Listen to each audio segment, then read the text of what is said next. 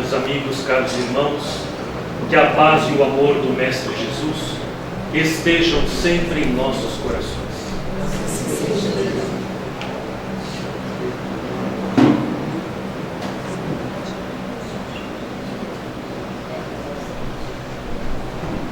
Durante muito tempo, as faculdades psíquicas foram consideradas como demoníacas e, modernamente, como perturbação mental. Caberia a Allan Kardec apresentar ao mundo, com metodologia científica, a ideia de que a mediunidade é uma faculdade humana, mais que ideia, a comprovação de que o mundo espiritual pode se comunicar com o mundo material. Apesar de todo o respeito que a ciência nos merece, alguns pensadores materialistas tentam destruir a tese do espiritualismo à medida em que avançam com ideias que nos afastam cada vez mais de Deus. Na idade medievalista, os médiuns daquela época, muitos foram queimados, outros perseguidos, mas a verdade, como o sol da esperança, fulgiu ontem, fulge hoje e fulgirá amanhã. Em O Livro dos Médiuns, Allan Kardec estabeleceu que mediunidade é a faculdade humana que nos permite sentir e transmitir a influência dos espíritos, ensejando o intercâmbio entre as duas realidades de vida. Com qual facilidade hoje em nossas casas espíritas encontramos médiuns educados, através dos quais a espiritualidade amiga pode trabalhar, socorrer, instruir, mas nem sempre foi assim.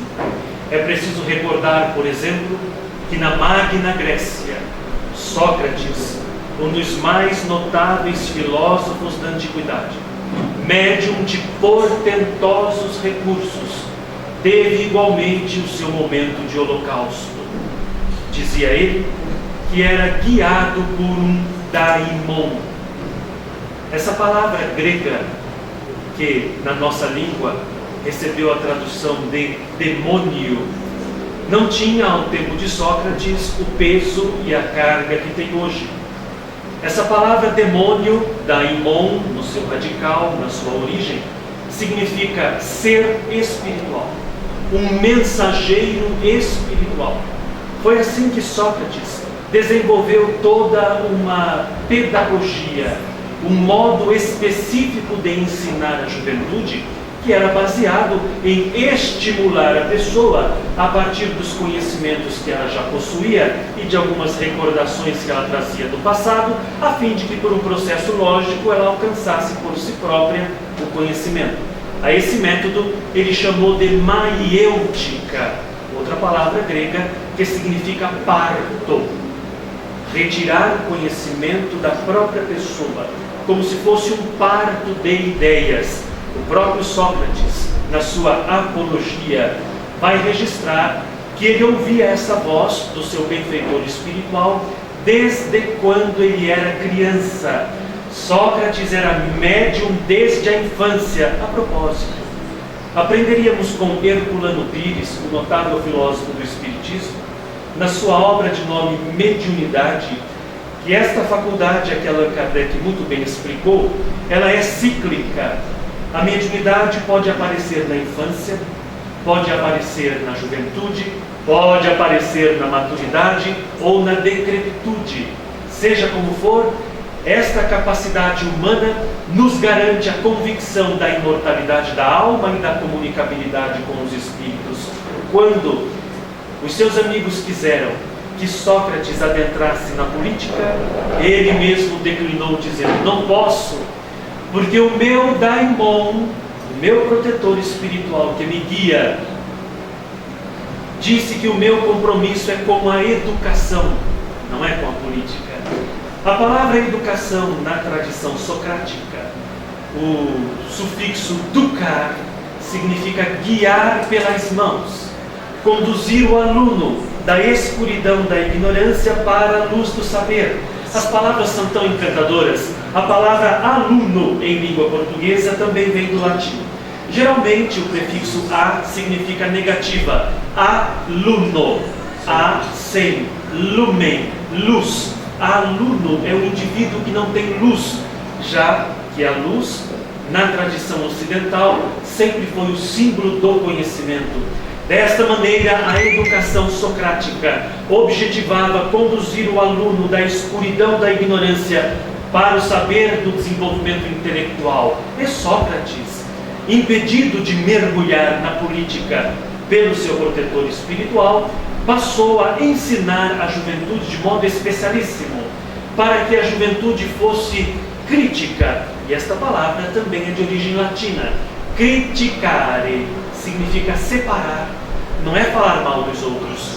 Criticar é separar a situação A da situação B, escolher uma e posicionar-se. Então Sócrates ensinava à juventude a não deter verdades eternas, a questionar constantemente, de maneira polida e educada, e permanecer na busca pela verdade.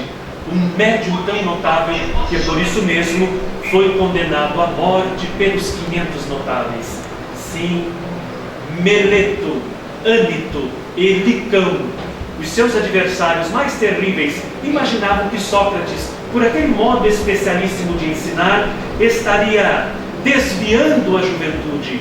Foi acusado diante do tribunal dos 500 notáveis e fora condenado à morte, acusado, dentre outras coisas, de desviar a juventude ateniense. Então, Sócrates dirigiu-se aos 500 notáveis, diante da sentença, e disse: bem, se a morte for, segundo dizem alguns, um mergulho como numa daquelas noites em que dormimos muito bem, e da noite e do qual do sono não queremos acordar, se a morte for como um mergulho num sono profundo, que mal que poderá haver na morte? Mas se a morte for, como dizem outros, um mergulho na vida do infinito, onde nos encontraremos com os nossos parentes e amigos que retornaram antes de nós, onde nos encontraremos com aqueles a quem amamos, ora, que mal pode ser a morte? Então Sócrates não temerá a morte. E quando ele estava no Ergasto, na prisão, os seus alunos vieram vê-lo. Sócrates, Sócrates, foste condenado injustamente. Ele disse: graças aos deuses, tu querias que fosse justamente. Que bom que fui condenado por uma injustiça. Mas Sócrates, nós te vamos libertar. Trouxemos aqui as joias de família, nós temos dinheiro, recursos, tu vais fugir e nós vamos financiar a tua fuga. Sócrates respondeu: de jeito algum. Fugir será assumir uma culpa que não tem. Fugir será aceitar a acusação. Não. Sócrates ficará firme. Sócrates, mas tu vai morrer. Não. Apenas o corpo de Sócrates morrerá. Ele, espírito, permanecerá liberto na vida do infinito, fugindo com a mesma inteligência que possui hoje. Então, veio o carrasco, que deveria lhe dar o cálice contendo o veneno chamado cicuta. Sócrates deveria sorvê-lo até a última gota para morrer. Essa fora a sentença do tribunal dos 500 notáveis. Então veio Carrasco todo comovido, porque ele nunca havia matado um homem tão bom, tão inteligente, tão digno, tão íntegro. E disse isso ao filósofo. Então, com aquela coragem tradicional, Sócrates lhe pergunta: como é que este veneno funciona? O Carrasco, envergonhado e enternecido por aquele homem, explicou: o senhor deverá sorver até a última gota. Deverá andar de um lado para o outro até que as pernas fiquem chumbadas. Depois deverá se deitar neste divã e aguardar, porque o veneno paralisa todos os músculos do corpo, começando de baixo até chegar ao coração, paralisando, e a morte virá rápida. Sócrates pegou de destra firme o cálice, sorveu até a última gota na certeza da imortalidade da alma e na convicção de que não estava matando-se, estava cumprindo com a determinação dos 500 notáveis. Ele era obrigado a tomar aquele veneno. Andou para lá e para cá e lembrou-se de que havia feito uma promessa ao Deus Esculápio, o Deus da cura. Chama um dos seus alunos, discípulos, e lhe faz prometer que o aluno lhe pagaria a promessa, oferecendo um galo à divindade Esculápio, para que ele não fosse para o plano do infinito, deixando na terra uma dívida que, segundo a tradição, deveria ser paga ao Deus da cura. Foi nesse momento que ele aguardou o veneno agir e os olhos ficaram paralisados na direção do infinito. Ele enfrentou a morte, convicto de que ela fazia parte da vida. Não era a finitude da existência, como diriam mais tarde os filósofos materialistas. A vida não vai se apagar como uma lâmpada que nunca mais volverá a acender. O corpo biológico morrerá. A alma, como chama divina que vibra em nós, continuará vibrando fora do corpo biológico, mas no rol dos grandes filósofos. É necessário lembrarmos de Orfeu, cerca de 700 anos aproximadamente antes de Sócrates. Segundo os mitógrafos, Orfeu era um poeta trácio, da região da Trácia. E Orfeu apaixonou-se por Eurídice, a mais bela ninfa que a Grécia produziu. E sabe como são os artistas? Eles são sempre muito apreciados por todos. Orfeu ganhou do deus Apolo uma lira que ele converteu em cítara. A lira é um instrumento de 7 cordas, a cítara é um instrumento de 9 cordas, que Orfeu assim desenvolveu em homenagem às 9 musas, para que cada corda representasse uma musa na tradição grega. E assim, toda vez que Orfeu dedilhava os seus acordes, os homens ficavam encantados. Ouviam aquela melodia com emoção. As feras mais terríveis encontrou Cérbero, o cão de 3 cabeças, guardião dos infernos. Cérbero era um monstro imenso. Orfeu lembrou-se da cítara, dedilhou alguns acordes e as 3 cabeças de Cérbero adormeceram. Orfeu penetrou as regiões escuras e ocultas, atravessou gargantas trevosas, rios sulcados de lava incandescente, um cheiro de enxofre por toda parte. Passou pelo Tártaro, onde ele viu os grandes homens da humanidade até aquele período que foram maus, em terrível sofrimento e angústia. Viu Sísifo, que fora condenado por querer enganar a morte, carregar uma pedra até o topo de uma colina. E porque a sua punição era jamais conseguir, a pedra rolava infinitamente até o sopé da montanha, e ele teria que empurrá-la até o topo infinitamente. Orfeu viu Sísifo e viu outros nomes da história em sofrimento, até que encontrou Plutão, Deus dos infernos. Orfeu, que vieste fazer nas minhas regiões? Tu não sabes que este é o reino dos mortos, que nenhum vivo pode aqui ter? Que vieste? Tu me afrontas? Tu não és o filho de Apolo, Deus da luz, da medicina, das artes? Pois bem, eu sou o Deus das sombras, da justiça, do inferno. Nenhum vivo pode vir aqui. Tu terás de aguardar que a morte, minha mensageira, vá ceifar-te. Do contrário, tu me afrontas. Que desejas? Ó grande Plutão, eu vim pedir-te que tu me devolvas a minha linda Eurídice. Ela fora picada por uma cobra, e o veneno terrível a arrebatou dos meus braços. Eu vim implorar-te. Permiti a minha Eurídice voltar à vida para que sejamos felizes. Orfeu, teu pedido será negado. Tua Eurídice, alma boa, nobre e lúcida, jaz agora nos campos elíseos. Ela não mais retornará ao mundo superior. Sua alma de tão pura agora está no paraíso das bem-aventuranças. Mas Plutão, eu te imploro, sem Eurídice não tenho inspiração para cantar. e sem cantar não mereço viver. Ó grande Plutão, concede a minha Eurídice de volta. Não, Orfeu, teu pedido negado. Sobe agora ao mundo dos vivos e aguarde o dia que eu enviarei em Thanatos, a morte, o anjo de asas prateadas, para te arrebatar. Demais, cala-te e volve ao mundo superior.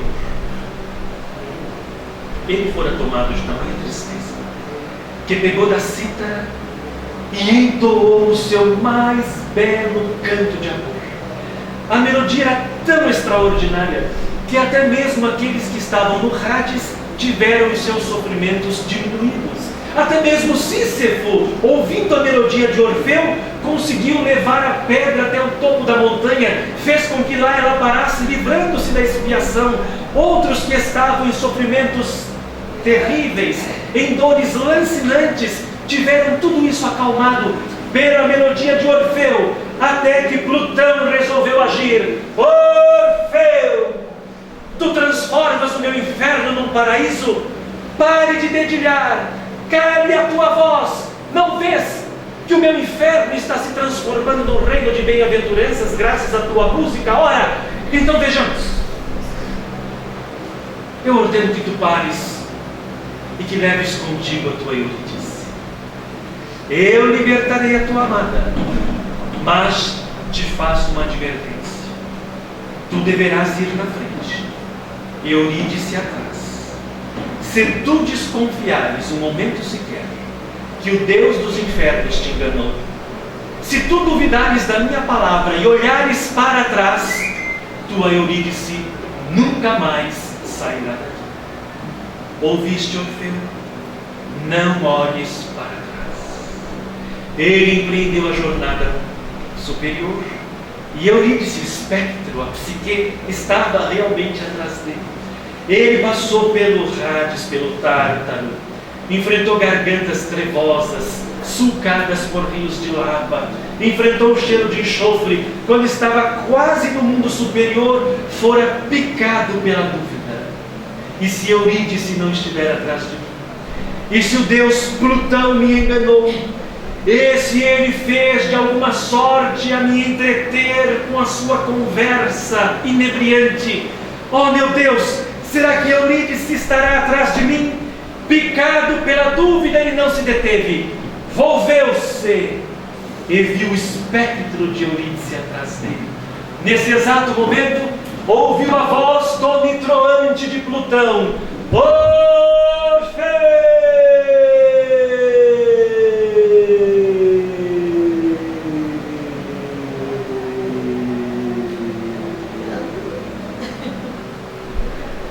E o psique, o espectro de Eurídice, foi arrebatado de volta para os campos elíseos. Orfeu sobe ao mundo superior, devolve a sua cítara ao deus Apolo, decide nunca mais cantar e faz uma promessa: contarei aos homens, aos vivos, tudo aquilo que vi no mundo dos mortos.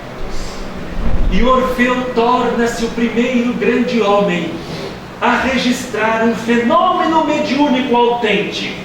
Claro que a narrativa está envolvida em muito colorido, tem muita fantasia, que é própria da mitologia, exatamente para que o povo não decodifique. Cada símbolo é decodificado apenas pelos iniciados, por aqueles que têm entendimento. Mas Orfeu deixou registrado em algumas tabuinhas de argila o código da sua doutrina. Veja o que dizia Orfeu, cerca de 700, 800 anos antes de Cristo, aproximadamente. Dizia Orfeu: há no homem uma psique, uma alma. Essa alma transcende a morte do corpo biológico. Quando o corpo morre, a alma vai ser julgada pelos deuses, pelas suas próprias atitudes. As almas purificadas continuam o seu progresso em outros campos, e as almas não purificadas devem reencarnar, tomar um corpo novo, esquecer as suas vidas passadas, para, através de novas existências, ser purificado. Ora, ora, ora. Orfeu influenciará um outro notável médium, Pitágoras. E foram Orfeu e Pitágoras que influenciaram o notável Sócrates, que iria influenciar Platão e que espalharia por toda parte a ideia, a tese da imortalidade da alma. Mas ainda, aproveitando que estamos na antiguidade, evoquemos Pitágoras, um dos pais da matemática. Os seus pais não sabiam que teriam filho e foram, como todo grego, ao santuário de Delfos para consultar o deus Apolo. Os gregos tinham ideia da imortalidade, da comunicabilidade da alma, tinham médiuns extraordinários. E lá, no templo do deus Apolo, é que os gregos iam para perguntar coisas fúteis: quem casaria com quem ganharia a guerra, os problemas familiares, aquilo que em espiritismo nós sabemos, não devemos importunar as entidades espirituais com questões que nos competem resolver. Aconteceu que, indo para essas questões, sem grande importância, a Pitonisa, que era médium da época, caiu em transe. E ela possuía esse nome, Pitonisa ou Pitia, porque ela carregava serpentes vivas nos braços. Era para dizer aos consulentes: vejam do meu poder, nem as serpentes me fazem mal. Outras sensitivas eram chamadas de sibilas. Eram assim chamadas porque durante o transe mediúnico elas faziam um som semelhante ao das serpentes, mais ou menos assim: caros amigos. Deus nos livre os nossos médiuns falando assim, não é? Já pensaram na sessão mediúnica? Um vem com escorpião, outro vem com cobra, outro vem sibilando. Deus me livre, guarda. Médium espírita não precisa de nada disso, de nenhum condicionamento, ou não deveria, não é? Porque eu às vezes penso que estou na Grécia Antiga, porque o povo tem um modo especial. Um gosta de sacudir, o outro gosta de fungar, o outro acha que tem que bater na mesa, o outro acha que porque é um espírito tem que mudar a voz e põe uma voz cavernosa que ele diz: imagine que a pessoa ia falar desse jeito. Não é possível. E os médiuns ficam cheios de condicionamentos, e a gente que quer aprender sobre a espiritualidade fica condicionado, submetido às manias de médiuns não educados. O movimento espírita, felizmente, está melhor preparado do que essas médiuns da antiguidade. Mas aconteceu que tanto a Pitonisa como as sibilas, intercambiando o deus Apolo, não era o deus Apolo que nunca existiu, mas eram entidades ligadas à tradição grega, interessadas pelo progresso daquele povo, que beneficiava aquela nação, e o povo embalou a verdade no folclore que lhe era característico.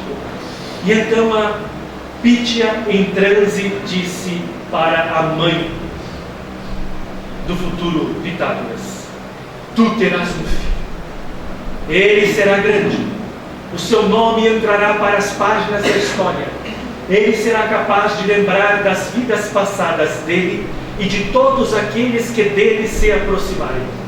A mãe ficou toda comovida, o pai já ficou todo apavorado, pensando na Unimed, no plano de saúde, nas coisas que os maridos são sempre mais práticos, né?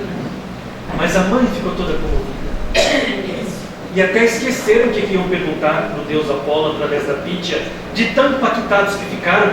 Aconteceu que, saindo do santuário de Delfos, o marido foi logo perguntando: se de fato for um menino, como é que nós o chamaremos? A esposa disse: eu o chamarei de Pitonisa. O pai ficou apavorado. Imagine, mas vai ser um menino homem. E se for menino homem, como é que tu vai chamá-lo de Pitonisa, que é um nome feminino? Eu darei a versão masculina para o nome Pitonisa, fique tranquilo. 9 meses, e ele naquela angústia: como é que ela vai chamar o menino? Não é possível. Nasce o menino, ele escuta o choro, abre a porta do quarto, entra, não olha nem para a criança e pergunta: como ele se vai chamar? A esposa respondeu: eu já disse, Pitonisa. Pelo amor de Deus, mulher, você vai dizer Pitonisa, vem para o almoço e aparece aquele barbudo, Pitonisa ao jantar e aparece aquele Hércules. Ele não pode se chamar Pitonisa, vai se chamar Pitonisa na versão masculina que eu preparei para ele. E qual é a versão masculina? Ele chamar-se-á Pitonisa. Pitágoras, que significa aquele que sabe antes. O menino cresceu, tornou-se jovem, mas era um tanto taciturno, casmurro, entristecido, solitário. Afirmava lembrar das suas encarnações passadas. Eu já fui engenheiro, já fui pedreiro, já fui um dos videntes que Homero cantou, agora estou Pitágoras. Existem múltiplas vidas, nós não morremos, existem várias reencarnações, trazemos lembranças de vidas passadas, e todos aqueles que dele se aproximavam, ele dava sinais das vidas pretéritas do indivíduo. Oportunamente, ele desejou ir para o Egito, às terras do Nilo. Tales de Mileto, o primeiro filósofo da Grécia Antiga, permaneceu mais de 10 anos nas terras do Nilo. Pitágoras ficaria no Egito, aprimorando a matemática e o seu conhecimento por 2 decênios. 20 anos. Aconteceu que ele estava no pináculo de um monte, quando quis se transportar para o interior de um navio que ia para o Egito. Concentrou-se e lá se foi. Apareceu dentro do navio. Mitologia grega, história da carochinha, enquanto Pitágoras se ajeita no navio. Façamos uma digressão.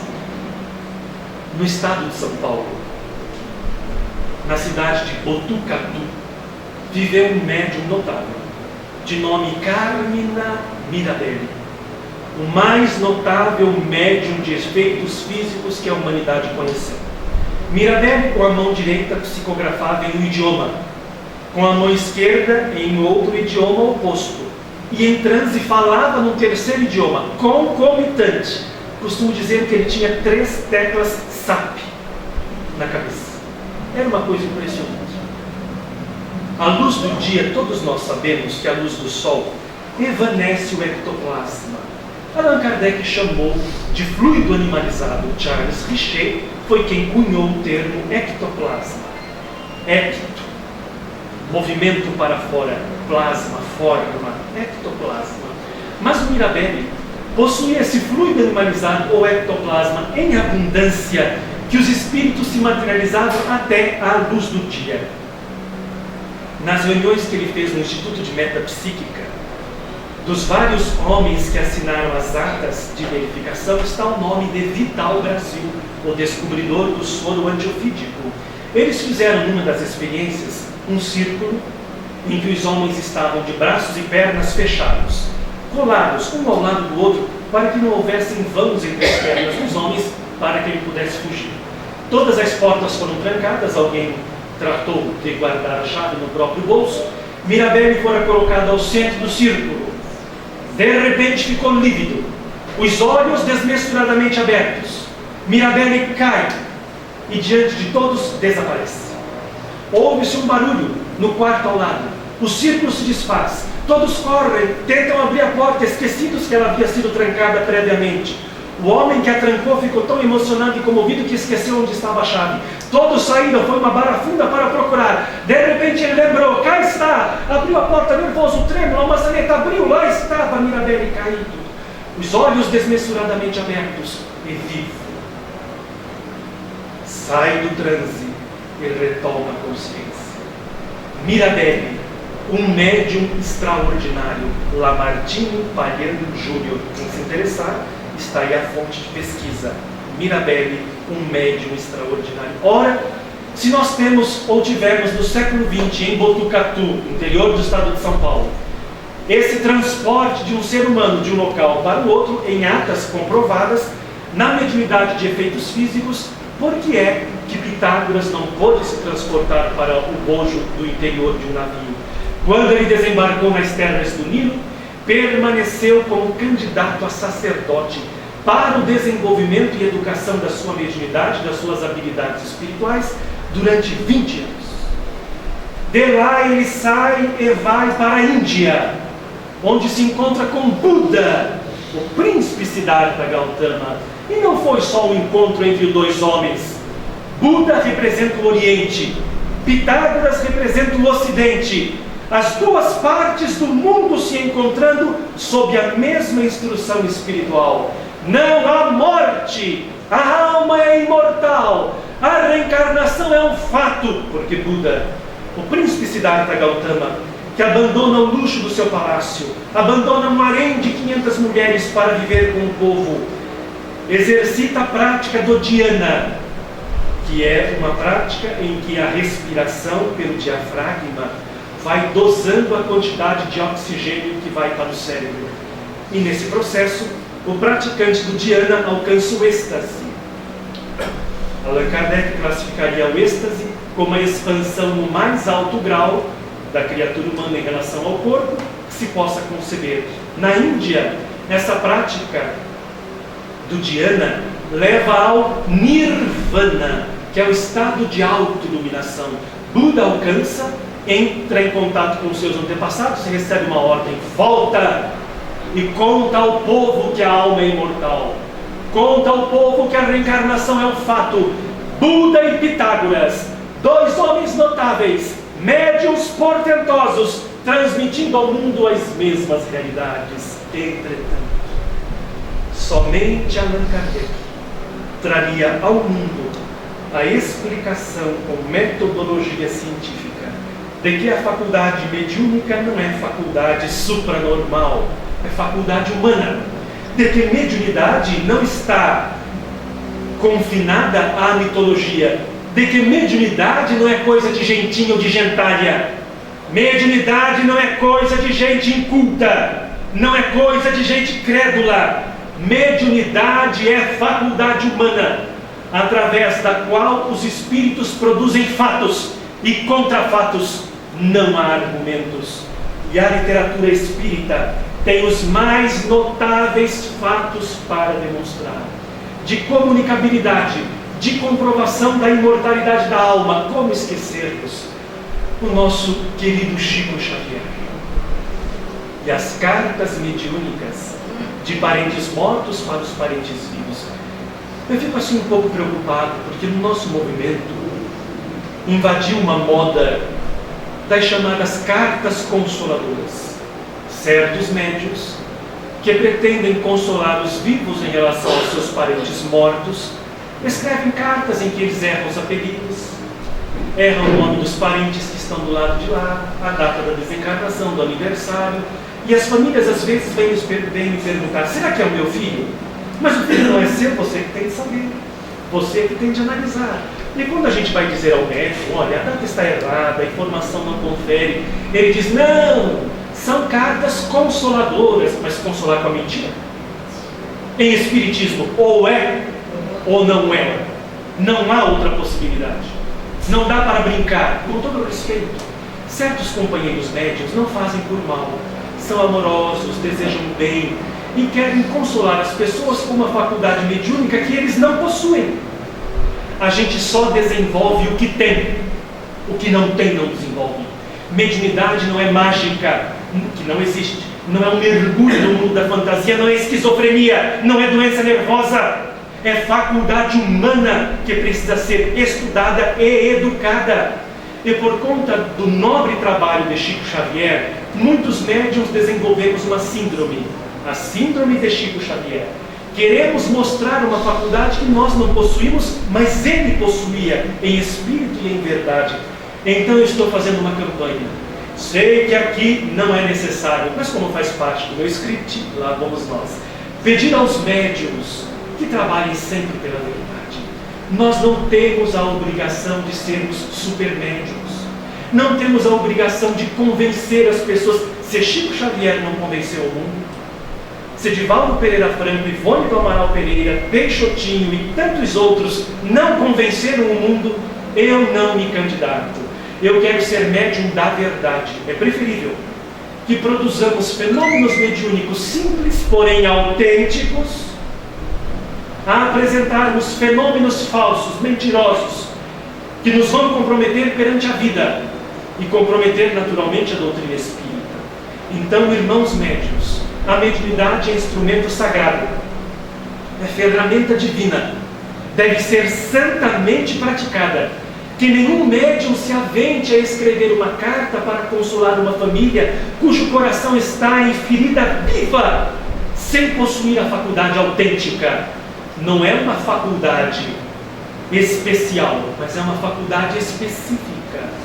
É a faculdade através da qual a identidade do espírito fica melhor comprovada. Os que não detêm esta faculdade não quer dizer que não sejam médiuns verdadeiros, são, mas específicos para outras áreas. Então, valorizemos os companheiros que detêm esse tipo de mediunidade, abrindo campo para eles, mas os demais serão bem poucos esses. Médiuns como Chico Xavier, contamos quantos? Médiuns que possuem esta habilidade mediúnica de comprovação são raríssimos. Por quê? Há um programa divino para isso. A espiritualidade, de algum modo, não deseja popularizar essas cartas autênticas. Não talvez porque não existam médiuns, até creio que existam médiuns em abundância, mas a espiritualidade, por uma razão desconhecida por nós, não está acionando os médiuns nesse campo. É sinal, talvez, que na atualidade devamos nos preocupar com a mediunidade de socorro, com os estudos em nossas casas, com a vivência do espiritismo, mas há um modo. Quando o fenômeno é autêntico, a razão é conhecida. Por isso nosso pedido, que os médiuns trabalhem pela verdade. Então, no campo do convencimento, ocorreu-me um episódio, lembrei de um episódio ocorrido com Chico Xavier, notável. Uma mãezinha cujo filho havia partido, e as mães não espíritas sofrem mais do que as espíritas, compareceu à reunião pública do Chico, desejando receber alguma informação do seu menino. E de fato veio uma carta. Na carta o menino falou dos parentes desencarnados, acertou todos os nomes. Falou dos parentes encarnados, das circunstâncias da morte, tudo certinho. Mas na hora de se voltar para a mãe, de mandar-lhe um abraço carinhoso, um beijo do seu afeto, ele chamou a senhora de Dona Sica. Ela ficou contrariada. Como ele foi errar o meu apelido? Justo o meu apelido, chamar-me de Dona Sica? Quem é Dona Sica? Nunca tivemos ninguém em nossa casa com este nome. E ela ficou acabrunhada, entristecida, soturna, e chorava de um lado, e o marido tentava acalmar. Quem sabe houve um erro, ele se confundiu. Não, o meu filho jamais poderia se confundir. Quem é essa Dona Sica? Meses depois ela teve uma iluminação. Ela lembrou-se. Ela era uma senhora assim, um tanto fortinha, e o filho sempre brincava com as gordurinhas dela. E ele a chamava de Dona Elefantinho. Minha Elefantinho, Dona Elefantinho, o almoço está pronto, Dona Elefantinho, o jantar está pronto. Um dia ela zangou-se. E antes dele morrer, eles tiveram um pequeno desentendimento. E ela disse assim: por favor, nunca mais me chame de Dona Elefantinho, ou Dona Elefantinha, seja como for. Na carta ele lembrou-se e a chamou de Dona Sica, o extrato de tomate do elefantinho. Comprovação da imortalidade da alma. A faculdade mediúnica de Chico Xavier, nesse caso, cai por terra todas as teses materialistas. A tese da esquizofrenia, todo médium é esquizofrênico, ou esquizofrenia boa. Cai por teses doenças nervosas, todos os médiuns são enfermos, são loucos, ou loucura boa. Todos os médiuns são insanos. Alguns, é verdade, são, mas não a maioria.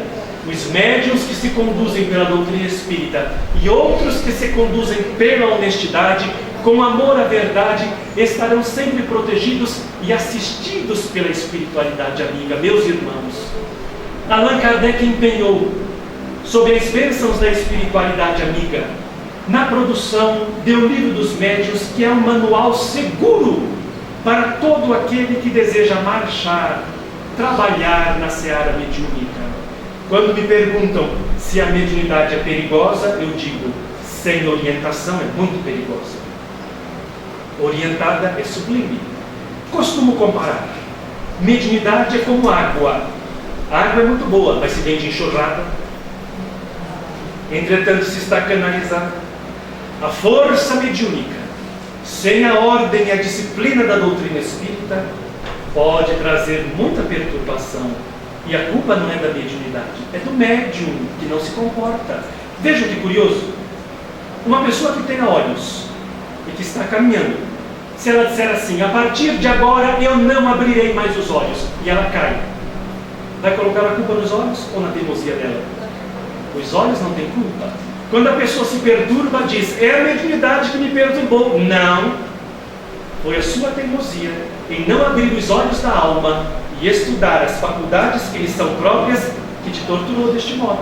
Deixe de ser teimoso, abra os olhos, estude doutrina espírita, discipline as suas habilidades e você terá uma vida mediúnica calcada na honestidade, na dignidade, na proteção dos bons espíritos e num trabalho correto e digno. Allan Kardec. Nós tivemos que esperar a partir de Jesus 18 séculos para que a doutrina espírita se firmasse no mundo. Meus irmãos, hoje nós sabemos que os médiuns não somos criaturas especiais, que a mediunidade é função. Médium não é missionário. Mania no Brasil que temos de endeusar médiuns. Médium é companheiro. E Allan Kardec foi tão sábio que a própria palavra já nos coloca no lugar médium, nem no alto, nem no baixo, é no meio. Não adianta ficar ensandecido. Quer saber o início do fim? Para o médium, é só se sentir superior às criaturas humanas. É só se achar revestido por uma grande missão. É só imaginar que deve sair por aí dando conselho para todos em nossa casa. Vocês sabem que Campinas, interior de São Paulo, é terra de gente atormentada. Aqui no Pernambuco os médiuns são todos maravilhosos e educados. Eu já sou e tenho comprovado. Mas lá na minha cidade, o povo é de uma perturbação sem fim. Tivemos uma companheira médium. Estou lá em nossa casa. Passa um chorando. Que estranho, nunca teve isso aqui. Passa outro, chora. Nossa, o que está acontecendo? Mas não tive tempo de averiguar. Na semana seguinte, passa o outro chorando, eu não aguentei. Perguntei: o que foi? Você não está bem? Não, eu estou bem, estou tão feliz. Agora, o Nosso Lar, é o nome da nossa casa, Centro de Estudos Espíritas Nosso Lar. O Nosso Lar tem um médium vidente. Não, tem vários médiums. Não, mas esse fala da vida da gente. É? Quem é? Ela apontou-me. Eu fui lá conhecer a famosa. Quando eu cheguei, ela já levou um susto. Eu falei: está assustando por quê? A minha feiura é assim, mas não é para tanto. Ela disse: não é nada. Não, vamos sentar, por favor. Então a senhora é médium vidente? Eu disse: eu sou vidente, sim. Ah, o que é que a senhora vê? Ah, eu vejo luzes. Ah, luzes. E como é que são? Ah, elas não existem aqui. Se elas não existem aqui, como é que você sabe que são luzes? Ah, seu Emmanuel, e começa a chorar. E chora. Eu já estava achando que era uma manifestação de tanto que chorava. Eu disse: o que foi, minha filha? Eu disse: seu Emmanuel, eu não sou médium vidente, coisa nenhuma. Foi o modo que eu encontrei de ter a atenção das pessoas. Mas o senhor me olhando desse jeito me arrancou. Eu disse: arranquei o quê, minha filha? Arrancou a verdade. Não quero arrancar, não. Fique com a verdade. Não minta. Nós devemos ser valorizados por aquilo que somos de verdade, pela sua simpatia, pela sua honestidade. Não use da mediunidade para fascinar as pessoas. Mediunidade é coisa santa e deve ser santamente praticada. Ela ficou tão envergonhada que, apesar do nosso apoio, do nosso acolhimento, que nós queríamos que ela ficasse na casa, ela não suportou, porque a mentira era demais e ela necessitava continuar mentindo. Era um caso patológico. Então os médiuns, não caiamos neste engodo. Muitos têm percepções espirituais e dizem que veem. Estão mentindo. Diga: percebi, senti, porque quem vê, tal como estamos vendo aqui. Então use a nomenclatura adequada para que você não seja visto como um místico. E tenha muito critério. Nem tudo aquilo que o médium vidente observa deve ser partilhado com os outros. Sabem que os médiuns videntes, com todo o respeito, os médiuns videntes são aqueles que mais se perturbam? Quando caem nas malhas dos adversários espirituais, por exemplo, veja que coisa interessante. Os espíritos adversários, às vezes, produzem uma vidência verdadeira, mas de um conteúdo falso. O médium viu, verdade, ele viu, mas o que o espírito mostrou para ele era mentira. E se ele não tem um compromisso com a verdade e não é bem acompanhado pelos seus mentores espirituais, veja um exemplo que tem. também acontecido em minha cidade. Verdadeiro. Era uma médium vidente espetacular. Ela se tornou ao longo do tempo. Mas esse fenômeno aconteceu no início do seu desenvolvimento mediúnico. Ela viu, na hora do passe, ao lado da corrente sanguínea, ela viu um líquido branco correndo ao lado do sangue. Quando terminou o passe, ela falou para o dirigente: e este homem aí está com leucemia. O dirigente, felizmente, não contou nada para ninguém. Passou um mês, 2, 3, ele encontrou a família e perguntou: e aquele seu parente, como está? Não teve doença? Não, está ótimo, não teve doença alguma, não. É que ele só tem um problema. Lembra aquele dia que a gente foi tomar o passe? Pois é, ele tem problema de alcoolismo, e naquele dia ele estava bêbado, que era uma coisa. Ela viu a cachaça e deduziu incorretamente. A vidência foi verdadeira, mas a dedução foi equivocada. Por isso os médiuns precisam estudar. Se ela fosse mesmo bem acompanhada, o mentor espiritual diria: não é nada disso, não convém falarmos do ocorrido agora. É um homem alcoolizado, ponto. Mas não recebeu essa informação.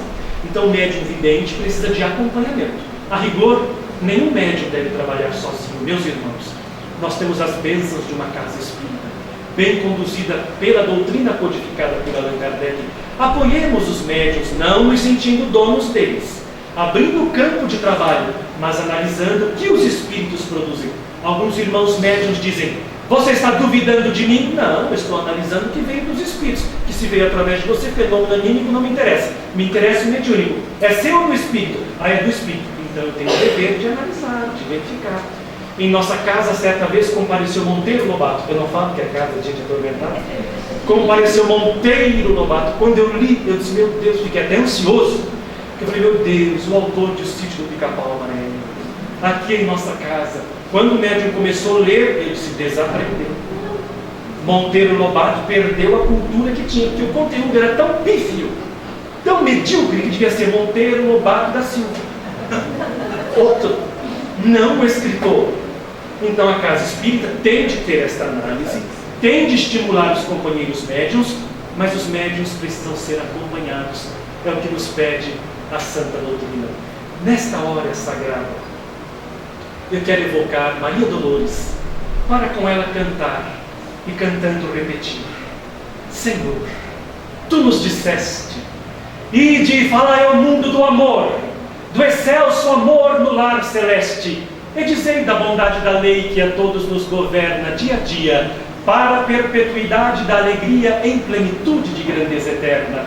Ouvi os Teus ensinos, e largando a dúvida, o repouso, o marasmo, esfuziante de entusiasmo, pus-me a espalhar a boa nova, como se o céu fosse dentro de mim. A minha vida era um sonho, a terra era um jardim. Depois, Senhor, andei de prova em prova, para expor-te a presença. Então pude notar a diferença entre palavra e ação, conhecendo aspereza, angústia, tentação. Quantas vezes caí à beira do caminho, de alma cansada e coração sozinho, lutando por reerguer-me e continuar. De queda em queda em que me debatia, era preciso suportar tempestades de dor e de agonia para sobreviver entre o sol da esperança e o suor do dever. É por isso, Senhor, que te venho pedir ardentemente: não me deixes seguir entre os irmãos da frente, que se dizem capazes de transmitir ao mundo os prodígios que fazes. Torna-me pequenina, servidora sem nome, resguardada porém da bondade divina. Amorável Jesus, Senhor da excelsa vinha da verdade e da luz, deixa por fim que eu seja, no ideal de servir a que me elevas, um pobre e diminuto pirilampo, mas que eu viva e trabalhe no teu campo, persistindo em lutar contra as forças das trevas. Maria Dolores, é o que eu desejo a todos nós, um trabalho de um pequenino pirilampo, mas se algum de nós representar o sol da verdade, que saibamos iluminar, aquecer e instruir. Paz a todos.